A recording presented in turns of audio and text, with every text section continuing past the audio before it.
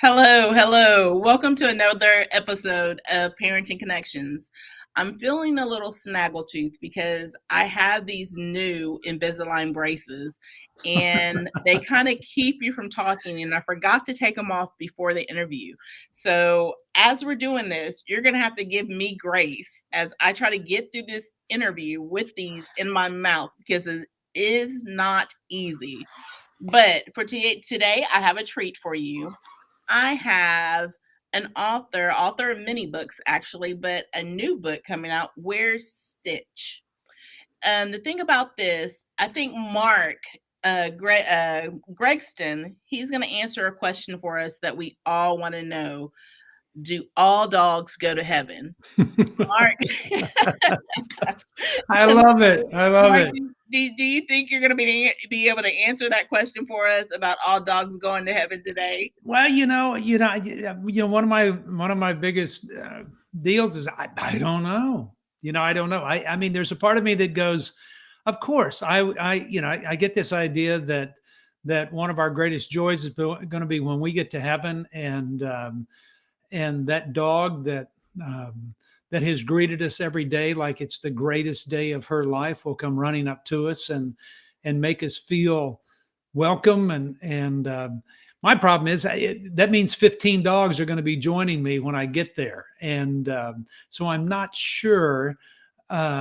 I'm not sure, and part of my thing is it's okay to not know. I mean, I think we get this idea that we always have to know the answer to everything.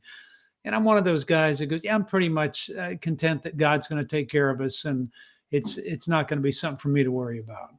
I agree. I agree. I think that's going to be the great part of heaven is getting to learn all the things that we don't know and all these mysteries the Yeah. Bible talks about, and that we'll get to know. Some interesting facts about Mark. So for 40 years, you were a youth minister. So that's close to my heart. Yeah. And so some of my best friends are youth ministers, and I have one friend in particular that she's been in the youth ministry for 35 years, and so you did 40 years of service. Yeah, you know what? I mean, I started out working with a group called Young Life, which is just a ministry outreach to so many kids, and that's what tweaked my heart. I was in school at Tulsa University with the idea of getting a degree in real estate investments and finance, and I just fell in love with kids, and in particular kids who were struggling. And so I did Young Life for a while, and then I worked for a church for a number of years, and then I went up to Branson, Missouri, and lived at a sports camp. Was there a number of years, always attracted those kids who were struggling. And so 33 years ago, my wife and I started a program called Heartlight. It's located in Longview, Texas, where I now live with 65 high school kids that come from all over the country. Good kids from every background, every kind of kid you can think of. Wonderful kids, just struggling, having a tough time, and half of them would tell you that they probably wouldn't be alive had they not come here. I love, looking over your bio and everything. You don't, point out, but to have a counseling center, what is your background in your educational background? Well, my educate, I mean, that's the interesting part is that I've got a degree in real estate investments and finance. My heart has Okay. been with kids. And I think I'm one of those guys that really feels like there weren't a whole lot of places for kids. And I didn't have a counseling background. No, we have 5 licensed professional counselors that Okay, are on our gotcha. staff and Okay, that makes sense. work with the kids. But I wanted to produce something, a program that was effective with these kids that were struggling. And because the tendency is that once a kid starts to struggle, we kind of eliminate them, push them out. And when I read scripture, it's those kids who are lost that need to be drawn in. I mean, and instead of pushing them out and eliminating them, we need to embrace them and say, let us help them get to a better spot in life. And so that's kind of been our mission. I've loved it. We've now had over 3,000 kids live with us, and they usually come and stay 10 to 12 months. And, I enjoy being with kids. And So y'all as a family, and it looks like back in 1980, 89, you started taking, teenagers into your actual home, is that uh-huh. correct? Yeah, yeah.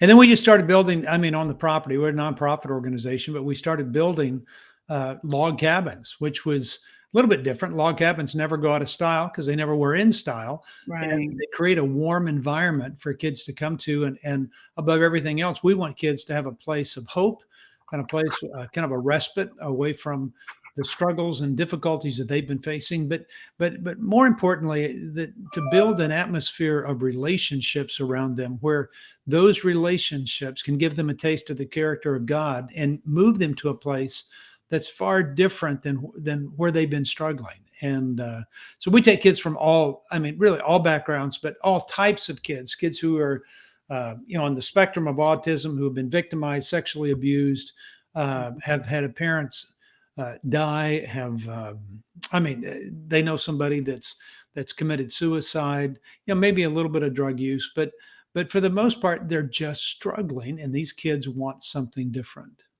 I'm seeing this with your book and your writing and the things that you've gone through throughout the Mhm. years, that there's this overwhelming sense of healing from loss for these young people. Talk a little bit about that. Well, I mean, I think what happens is voids are created in the lives of kids unintentionally. They don't want it. Even the death of somebody, the divorce of a family that splits it up. There's loss, the loss of a pet, which is really kind of where some of this idea of dealing with loss comes from, is that there's these voids in life that happen, and the tendency that we all have is to give everybody a quick answer, to move them on to the next level, to the next stage of life, to push them down that path just a little bit more so they don't feel pain in their life. I'm one of those guys that feels like pain is God's megaphone to a deaf world, that kind of wakes people up to maybe the value of life.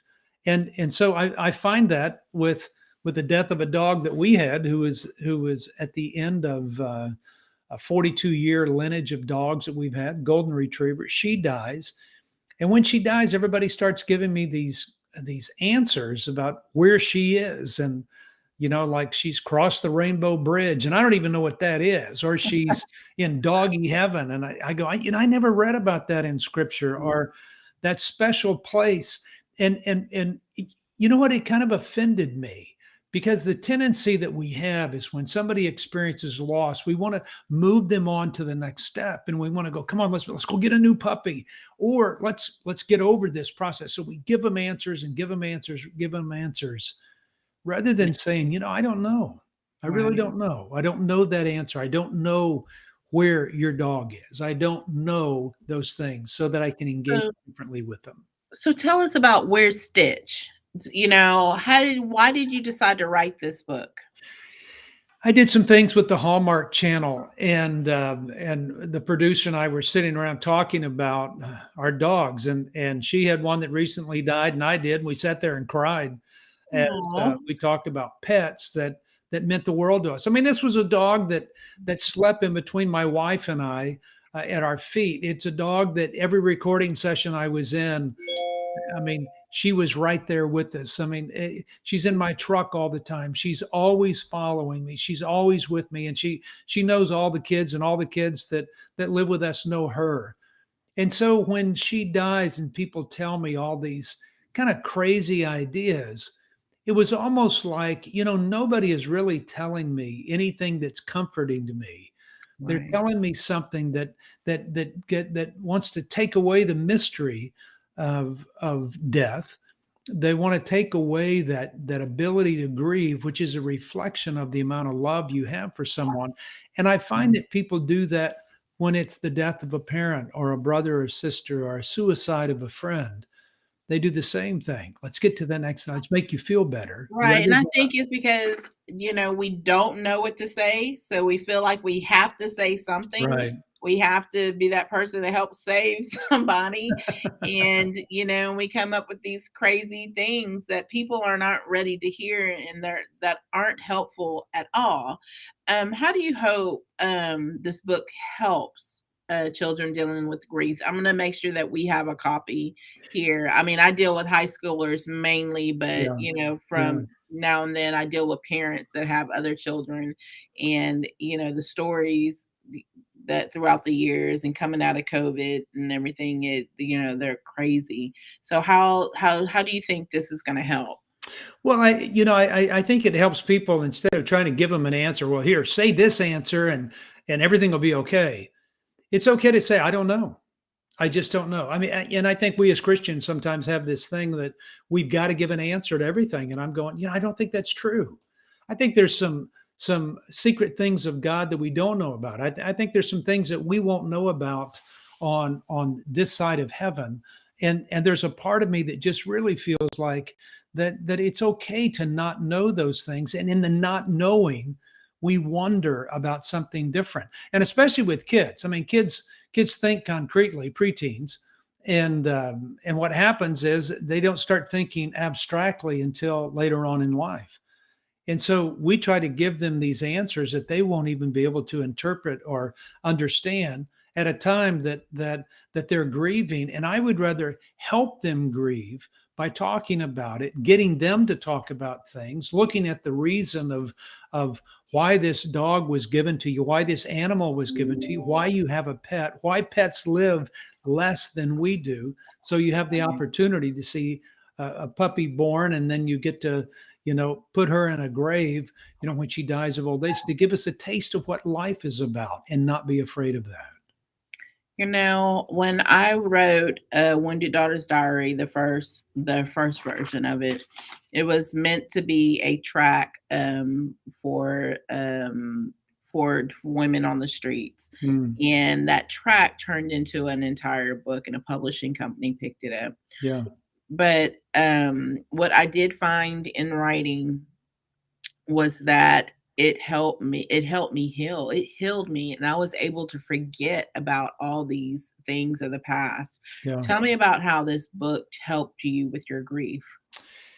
I think that's a great observation. I think as we begin to process our grief and write it down and talk it through and look at pictures and think about the impact that really any person or anything has had on us, that is a very healthy process to get us to reflect upon the beauty of life rather than trying to skirt it away and the pain that comes with it.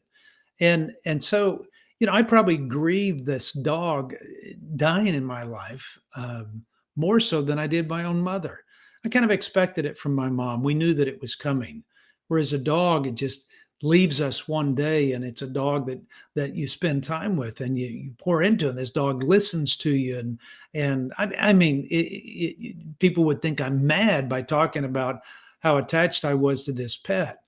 But when I was given the opportunity to write about it and pick out pictures that an illustrator was going to use and talk about the real impact of animals and such, it helped me process, the death of a dog. And I still haven't. It's been 2 years. I still haven't gotten another dog yet, and I can't. It's just not time for me to. One day I will, but I think there's something about speaking it out, about talking it through, and to keep wondering about what life is about. I think that has the amazing way of engaging people with one another and getting the benefit out of grieving through all of this.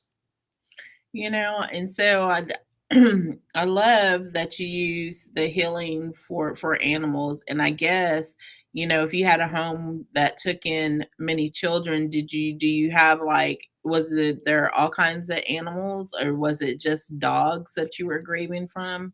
No, I think dogs and cats and some other animals are a little bit different than the horses we have. I mean, you don't bring a horse into your house or a cow into your house or a goat. And, I mean, I guess some people do. We don't. But I mean, it's you bring them in, and and they live with you. I mean, they live beside you. Whatever animal lives beside you and in your home is far different Mhm. than the other. And so we have a lot of horses and such. We don't have a whole lot of dogs. We have a few that are here, and it's wonderful for the kids. I mean, it gets their mind off themselves, and they think about something else, and they're reminded of their own animal that they have back home at their own homes. We have a dog right now that is pretty much on her last old. She's old, Rottweiler, and Yeah, she's barely moving off the porch and everything. So I would like to go back with some more, about working with youth and working with the grieving process. Obviously, you learned some things throughout the years for you to be able to write Stitch. yeah. What are some of the most important tips you feel when you mentioned not trying to be too helpful in how we say Mm. things that aren't helpful at all. What are some other ways that we can help young people with the grieving process?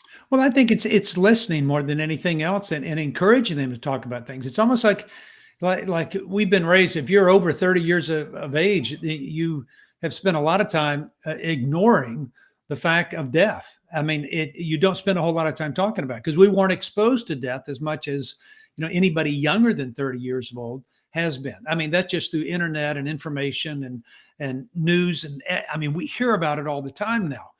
We weren't like that. We kind of avoided it. It was a secret thing, and we kind of hid it. And so I think that one of the ways that we can help kids grieve through anything is by giving them the opportunity and creating that arena, that place of rest, and that place where they know that somebody's going to listen to them and encourage them and not tell them it's a stupid thought, or you shouldn't think that way, or you need to think differently, or this is how you can think better. I think it's allowing them to process so they can get a taste of perhaps life in a different way. I mean, I'm always encountering kids who have had horrendous accidents in their family, or somebody dies in the World Trade Center, or somebody gets killed in a boating accident. Or I was just in Oklahoma this past weekend where I spoke in an event, and there were 6 young ladies that were killed in a car accident, in Tishomingo, Oklahoma. It's just one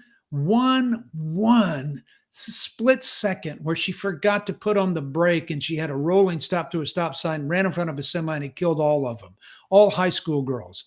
And I'm going, we can brush that off any way we can. We can give them all the answers. And by giving them all the answers, we are preventing them from having the opportunity to see the beauty of life, to see the beauty of each person that they knew, that it will affect the destiny of truly the destiny of this little town and all these families. And there is something about the grieving the grieving opportunity to talk about it and to share about it and remember those kids, that is so important. And so my point of it is, we as adults and parents and grandparents have an amazing way, especially men who want to fix everything all the time with words and comments. My wife said to me a few weeks ago, she goes, I just wanted to share something with you. I didn't want you to fix it. And I go, if we would just do that, if we would just spend more time listening to the heart of kids when they struggle and have a tough time, it's amazing the change that can happen, because what they're doing is processing out loud and trying to come to a conclusion somewhere, identifying that loss and that void in their life. And my hope is that God will fill that void, in their life, and they will learn to appreciate life completely differently. I've had students tell me, "I don't want you to try to fix it, I just want somebody to listen." Yeah. But Yeah. then, you have those that do need guidance, Yeah. because they're gonna, act out in the wrong way. And so, and you're right with the listening and y throughout the years, like, when I do hear of people losing an animal, I think a lot of people's quick response is to go out and get them another one. How do you Yeah. feel about that? I think you ought to give it a little bit of time. I mean, we do that because we want to fix things. It's like a dad who says, we just lost we lost a dog, so I'm going to go get him a puppy. so they can move on. And I'm going, whoa, whoa, whoa, whoa, whoa, whoa. Why don't you sit on this a little while? There's a reason why an animal lives a lot longer. A lot less than we do. A dog lives, 7 times less than what we do. What And, do you and think? it, Why do you think that is? well, I think God wants to give us the opportunities to hold that puppy as a baby, and at the very beginning, and then bury that animal, later. And we get, if you're lucky, through the period of your life, you get to see that 5 or 6 different times, and it's to teach us something. It's to teach us to value what life is when we see that it's going to be gone one day. And I think I've said this a million times. If I could be half the person that my dog thinks that I am, Oh, then I'd be twice yeah, as they good just off. think you're wonderful, don't they? The dog, Well, your pets, our dog, just think us we're the best thing ever. I do. I think that heaven will be one of those places that we're going to be greeted by the animal that who thinks our coming home every day was the greatest day of her life.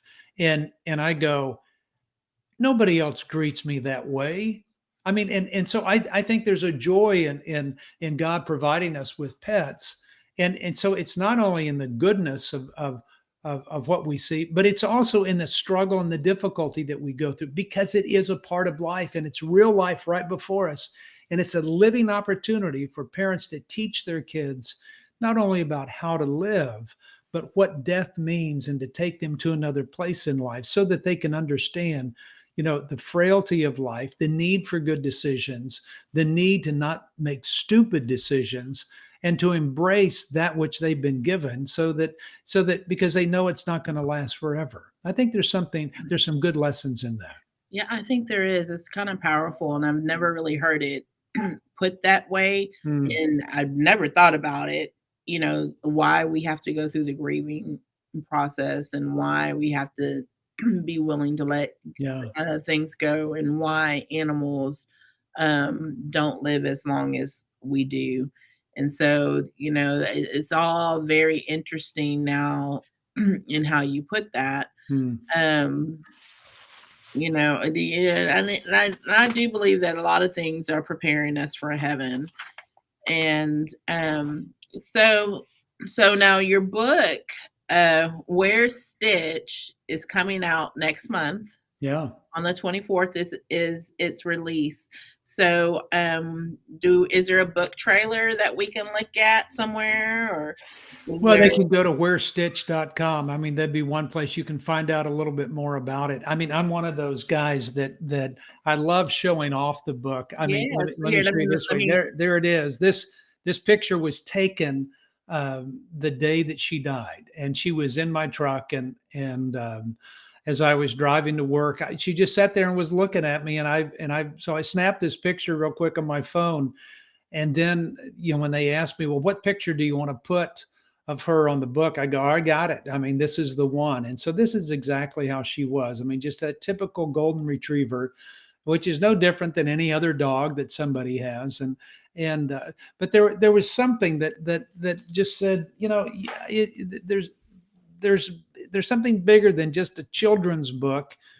There's an opportunity for parents to learn how to engage with kids in something that's very uncomfortable. We go get that extra puppy, we go get that new cat so that we're not uncomfortable. And you know what? This is what I've found. That I've found that God uses me more when I walk into situations that are the most uncomfortable than just being in Yes. those places where I'm comfortable. And a little bit of gray hair sure teaches you after a period of time that it's okay to walk into those uncomfortable arenas. And most people think, well, you know what to say, that's why. And I go, you know what? I don't know what to say. What I've learned is, but I do know how to listen. And that is the most important thing that we can do with anybody that's in a state of grief, is to make sure that we're present for them, that we're contacting them and checking up on them. But we don't have to give all these answers. I doubt that any of us understand the loss that people go through. It's individual, it's unique, and it's important to them. And so they're not going to remember any great thing that we say. What they're going to remember is the presence that we've had in their life, when they're experiencing loss, and how we encourage them by just our mere presence and listening to them talking, sometimes repeating things over and over and over again. And that's okay. I mean, it's helping them get through the grieving process. Okay, so I do want to give you a little bit of information before we leave. You can find all things Where's Stitch and Mark Gregston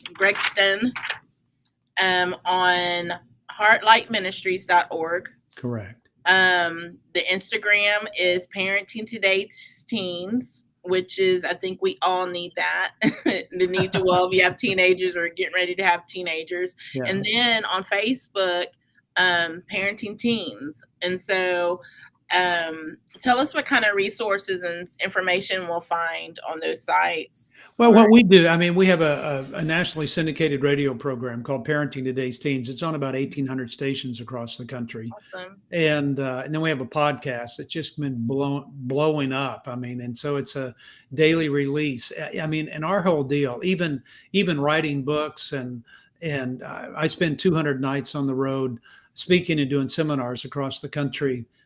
I don't get paid for any of that. I don't get paid for the sale of books, and I don't get paid to be on the radio. It's out of my heart of wanting to help families deal with the difficulties and struggles that they're going through. And so they can find newsletters and podcasts and radios and books and articles, and they can find a little bit of everything. And if you can't buy it, we'll give it to you. I mean, and so our heart is to help as many people as we can in ways that, in any way that we can, basically. Thank you so much for your time. And so I want you to do one more thing for us. I want you to pray us out of here. You bet. And thank you for your time. It was such an honor. And y'all make sure you get this book. If you're an educator, make sure you get it on your in your bookshelves. Your counselor, make sure you get that on your shelves as a resource to use, because we will all experience somebody that has have lost and with animals as well. Greg, pray us out. I'm sorry, Mark. Yeah, Greg, right. I gave your last name, Gregston. And there you go. But Mark, could you please pray us out? You bet. Father, thank you. Thank you for the wonderful opportunities you put before us, those that are comfortable and those that are uncomfortable. And I pray that you would use us in both those situations, that we would move toward those people that are hurting, that are lost, that have a void in their life, that are struggling through a difficult time. Would you use us? Would you push us? Would you encourage us to do what you would do in that situation, so that all those that are in our presence may get a taste of the character of God, because we are there with them? Would you use our words? May we encourage them with out of the abundance of our heart. Would you use our animals to teach us those lessons about how to listen, how to be with somebody during their hardship? And for all these things, we would ask them in your son's precious name. Amen. Amen. Thank you so much. Hey, make sure that you share out this Parenting Connections show, and also like the page. We are across Twitter, YouTube, Facebook pages, like 3 Facebook pages. And so make sure that you like this and you share this, because this may not be information that you need, but you may come across somebody that needs this. Always doing that. Yeah. Take care. Take care, and I'll see you next time on the Parenting Connections show. Sounds good. Thanks so much. Take care. Bye-bye.